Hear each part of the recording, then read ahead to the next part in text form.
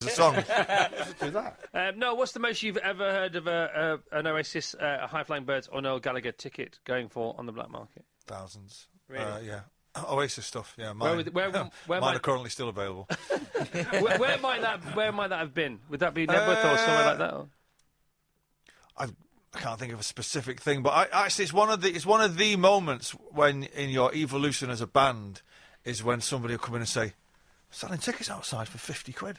Just like, no way, you know what I mean? It's like, no way would someone pay 50 quid to see us. And then it's like one of those moments, like, no way, people are buying tickets and selling them as well. But I think when we used to do the stadiums, it was like thousands. Yeah, because they were just all sold out within like 5 minutes. If you're involved in a band dynamic, it's different. You're kind of, you're made to second guess yourself. You might not like something, but everybody else might like it. Yeah. But I'm the worst for self-criticism. You listen in to fact, actually, I'm not. My wife is the worst. Of you or of herself? But that's not self-criticism. No, well, that's being married. It's called being married, no. Yeah. It's when I play her a tune, she's like, "Aww." You're having an off day. No, she'll say, "Did you write that?" Like I'm 11. I'm like, yes, I did. Okay, when was the first time you realised you might be all right for the mortgage? I was living in a basement flat in Camden, and definitely maybe had been out, and we were just starting the Morning Glory cycle. We went from that definitely maybe big world tour straight into the studio to do Morning Glory. We recorded that, and I remember sitting in the basement flat, and somebody from my office phoned me twice in one day to say they'd put £1 million in the bank. Ooh. What, so £2 million?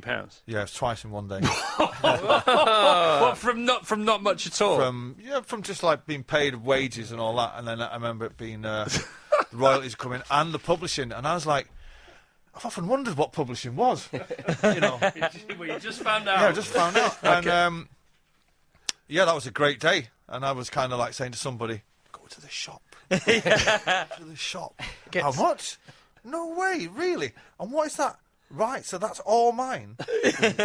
Seriously. Hang on a sec. Go to the shop, get 2 bottles of Prosecco. Might actually make it 4. There are moments in a songwriter's life, they come and go. Like at the moment, I feel like I'm in a real purple patch of being creative.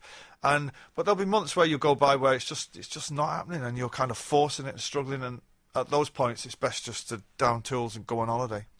Okay. And not chase it. And is there a plan for you? Is there a 5 or a 10-year thing, or you just? I like to.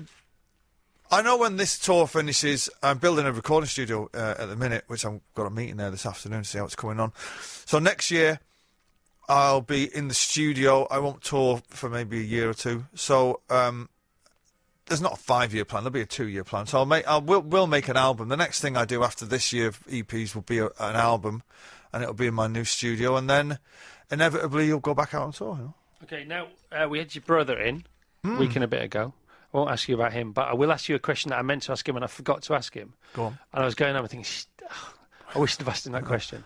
And it was about your mum, right? Oh, yeah. So this ongoing thing, whatever it is and whatever, right? What does your mum think about all that? Well, as I said to her recently, we're not 19 anymore. So we're I'm in my 50s. He's nearly 50. Right. So why don't you just go make a cup of tea? Does she have a word, though? Does she have a word? No, but you know what Irish mums are like? They'll kind of furiously not take sides, and if they can, pretend it's not happening. Right. You know, so we don't talk about it. I don't talk about it to my mum. When I go see my mum, I'm always like, I can't, but, you know, you're always kind of, but what do you mean what do you mean you fell over? What are you talking about? You know, and just sort of, I don't see her that often, you know what I mean? When I'm up in Manchester, you just catch up. Not really, can't be bringing it down talking about the other fella. No, I didn't want to talk about him. I just wanted to talk about your mum. Oh, yeah. Well, and her situation in my mum will take off her glasses and put them down and go, how are you, Noreen? How are you? And I'm like, I'm good, Mum. How are you? Oh, it's lovely to see you. Well, I know. We don't talk about it. Good. All right. No, joy to talk to you. Thank you very much. Yeah, very welcome. Thanks for being here. Thanks for holding the fort, my friend. Thanks for holding the fort. Well, it's a good job I'm here. What would you do without me? Okay, thanks.